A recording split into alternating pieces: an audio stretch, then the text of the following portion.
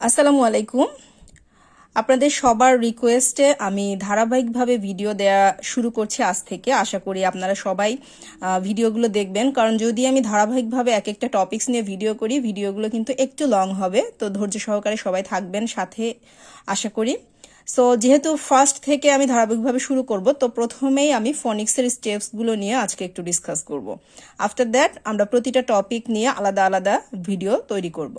ওকে, so ফনিক্সের কি কি steps আছে এই বিষয়গুলো যদি প্রথমে আমরা জানি, তাহলে কিন্তু আমাদের বিষয়গুলো আয়ত্ত করতে খুবই সহজ হয়।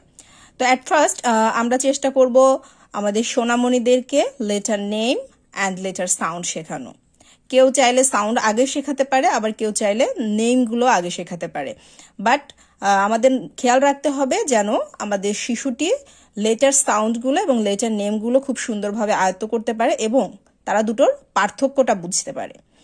দেন আমরা যখন দেখব যে আমার শিশুটি লেটার নেম এবং লেটার সাউন্ডটি শিখে গেছে, তারপরে আমরা তাদেরকে ভাওয়েল এবং কনসোনেন্ট সম্পর্কে আইডিয়া দিব।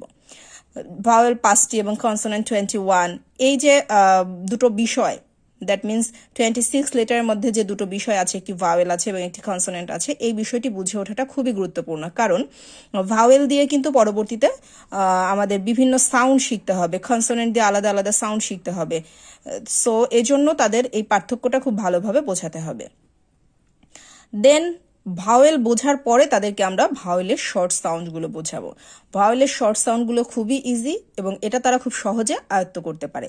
তাই ভাওয়েল কনসোনেন্টগুলো শেখার পরপরই আমরা তাদেরকে ভাওয়েল সাউন্ড দিয়ে তাদের রিডিং পড়াটা স্টার্ট করব। ভাওয়েল সাউন্ডগুলো শেখার পরে তাদেরকে ব্লেন্ডিং শেখাতে হবে। ব্লেন্ডিংগুলো হতে পারে ভিসি ওয়ার্ড বা সিভি ওয়ার্ড বা সিভিসি ওয়ার্ডস দিয়ে। দ্যাট মিনস 2 লেটার ওয়ার্ডস প্রথমে আমরা শেখাবো তাদেরকে ব্লেন্ডিং করা, দেন হচ্ছে 3 লেটার ওয়ার্ডস, 4 লেটার ওয়ার্ডস, এটা আস্তে আস্তে আমরা বাড়াতে পারবো। তবে শর্ট ভাওয়েল সাউন্ড শেখার পর আমরা 2 লেটার এবং 3 লেটার্স ওয়ার্ডগুলোই শেখানোর চেষ্টা করব। দেন সেগমেন্টিংটা তাদেরকে শেখাতে হবে, যাতে করে তারা নতুন কোনো ওয়ার্ড সামনে আসলে তারা যেন সেটাকে ভেঙে ভেঙে সাউন্ড ধরে ধরে উচ্চারণ করতে পারে। দেন হচ্ছে সেগমেন্টিং শেখানোর পরে আমরা তাদেরকে লং ভাওয়েল সাউন্ডটা শেখাবো। লং ভাওয়েল সাউন্ডটা একটু শর্ট ভাওয়েল সাউন্ডের চেয়ে একটু ডিফিকাল্ট হবে তাদের জন্য, বাট যখন তারা একটু একটু করে আয়ত্ত করবে প্রতিদিন প্র্যাকটিসের মাধ্যমে, তাহলে কিন্তু এটা খুব সহজেই তারা আয়ত্ত করে ফেলতে পারবে। শর্ট ভাওয়েল সাউন্ড হচ্ছে টোটাল 7টা এবং লং ভাওয়েল সাউন্ড হচ্ছে টোটাল 5টা। সো এই 12 সাউন্ডগুলো তাদেরকে শেখানো শেষ হলে দেন আমরা হচ্ছে তাদেরকে এইগুলোর পাশাপাশি ডিপ থংসগুলো শিখিয়ে দেব, কারণ ডিপ থংসও কিন্তু ভাওয়েল সাউন্ডেরই একটা অংশ। আমরা জানি যে ভাওয়েলের টোটাল ভাওয়েল সাউন্ডগুলোকে 2 ভাগে ভাগ করা যায়, একটা হচ্ছে মনোথংস এবং অন্যটি হচ্ছে ডিপ থংস। সো মনোথংস হচ্ছে 12টি, যার মধ্যে শর্ট ভাওয়েল সাউন্ড 7টি এবং লং ভাওয়েল সাউন্ড 5টি। অন্যদিকে ডিপ থংস হচ্ছে বাকি 8টি। সো এজন্য তাদেরকে ডিপ থংস সম্পর্কে একটু আইডিয়া দিতে হবে। দেন ডিপথংস শেখানো শেষ হলে আমরা তাদেরকে প্রথমে ডায়াগ্রাফ, দেন ট্রাইগ্রাফ, দেন কোয়াডগ্রাফ, এই বিষয়গুলো সম্পর্কে ধারণা দিব এবং এগুলোকে প্র্যাকটিস করাতে হবে। এতে করে তারা প্রতিনিয়ত নতুন নতুন ওয়ার্ড শিখবে এবং তাদের প্রনাউন্সিয়েশনগুলো খুব ভালো মতো শিখে ফেলতে পারবে।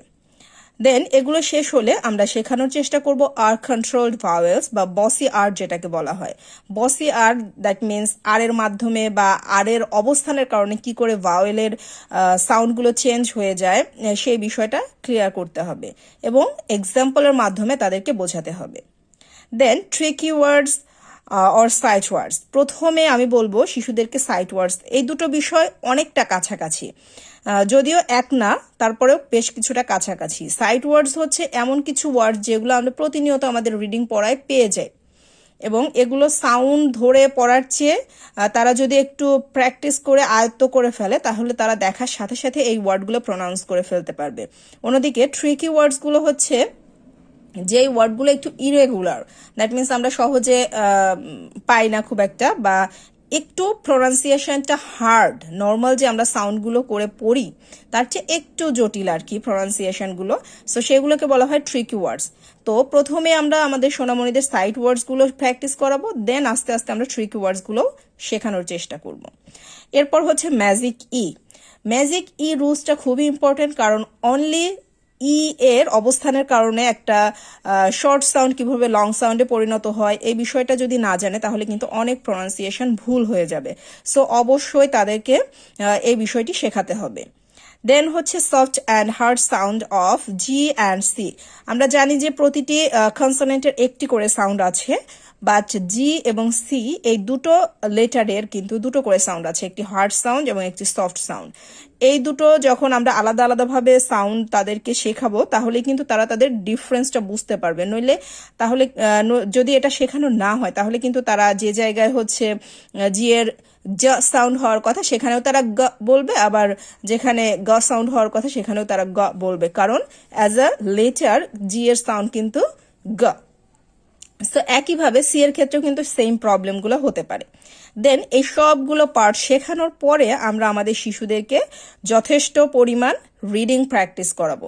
রিডিং প্র্যাকটিসটা হচ্ছে এই সবগুলো রুলসকে একসাথে তারা গেঁথে নিয়ে দেন হচ্ছে তারা রিডিং প্র্যাকটিস করবে। তাহলে কি হবে, তাদের এই বিষয়টা আয়ত্ত হয়ে যাবে খুব সুন্দরভাবে। যত বেশি রিডিং প্র্যাকটিস করবে তাদের এই ফোনিক্সের ধারণাটা তত বেশি ক্লিয়ার হবে। সো এই হচ্ছে আমাদের আজকের ফার্স্ট ভিডিও। আমাদের ধারাবাহিক যে পর্বটা আমরা শুরু করেছি ভিডিওর, সেটার হচ্ছে প্রথম ভিডিও। আশা করি সবাই ভিডিওটি দেখবেন শেষ পর্যন্ত, কারণ কোন কোন বিষয় কিভাবে শেখাতে হবে তার কিন্তু একটু আমি বর্ণনা দেওয়ার চেষ্টা করেছি। সো আশা করি এই ভিডিওগুলো সবাই সিরিয়ালি দেখবেন এবং নিজেরা শিখবেন, বাচ্চাদেরও শেখাবেন। আমার এই ভিডিও থেকে যদি একটু হলেও কেউ উপকৃত হয় সেটা আমার জন্য অনেক বড় পাওয়া হবে। সো আমার ভিডিওটি যদি ভালো লাগে দয়া করে লাইক, কমেন্ট এবং শেয়ার করবেন, যাতে করে অন্যরাও উপকৃত হয়। ধন্যবাদ।